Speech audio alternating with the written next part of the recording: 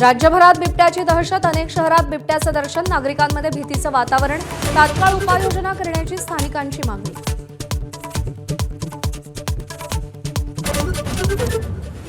मुंबई अधिवेशनात झालेल्या गोपीचंद पडळकर, जितेंद्र आव्हाड समर्थकांच्या राड्याचा अहवाल तयार.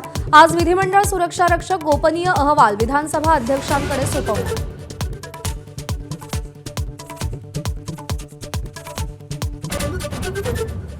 नागपूर अधिवेशनात विनापास घुसणाऱ्यांचा सुळसुळाट, एक कॅबिनेट मंत्री आणि 15 आमदारांनीच सोबतच्या व्यक्तीला विनापास प्रवेश दिला. अशोक उईकेंसह प्रकाश सुर्वे, परिणय फुके, योगेश टिळेकरांच्या नावांचा समावेश.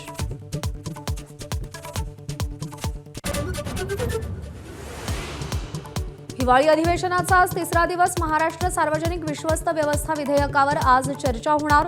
शेतकऱ्यांच्या मदतीबाबतही आज चर्चेची शक्यता.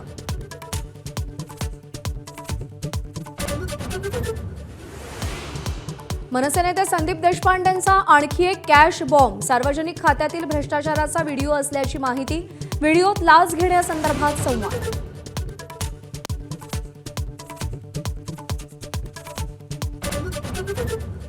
सोलापूर महापालिका निवडणुकीत मनसेचा महायुतीत समावेश. काँग्रेस आणि ठाकरेंची शिवसेना, पवारांची राष्ट्रवादी, मनसे माकप एकत्र लढणार. चंद्रकांत खैरेंच्या उपस्थितीत महाविकास आघाडीची बैठक.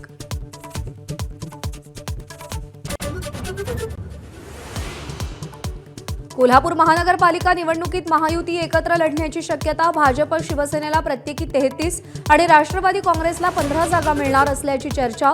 स्थानिक नेत्यांच्या फॉर्म्युलावर वरिष्ठांच्या बैठकीत चर्चेची शक्यता. नाशिकच्या त्र्यंबकेश्वरमध्ये जन्मदात्या आईनंच मुलांचा सौदा केला. पैशांसाठी आईनं पोटची 6 मुलं विकल्याचा आरोप. बाळाचा आजारपण आणि दुधासाठी पैसे नसल्यानं बाळ दत्तक दिल्याची आईची कबुली. गर्दीच्या वेळी लोकलच्या दरवाजात उभं राहणं निष्काळजीपणा नव्हे. मुंबई हायकोर्टाकडून लवादाच्या निर्णयावर शिक्कामोर्तब. दरवाजातून पडून मृत्यू झालेल्यांच्या कुटुंबियांना भरपाई देण्याच्या सूचना.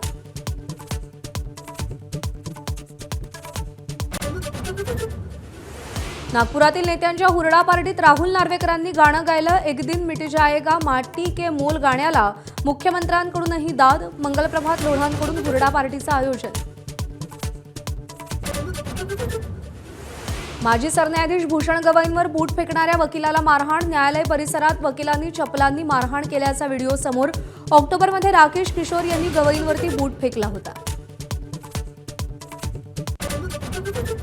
कटकच्या पहिल्या 2020 सामन्यात टीम इंडियानं दक्षिण आफ्रिकेचा 101 धावांनी धुव्वा उडवला.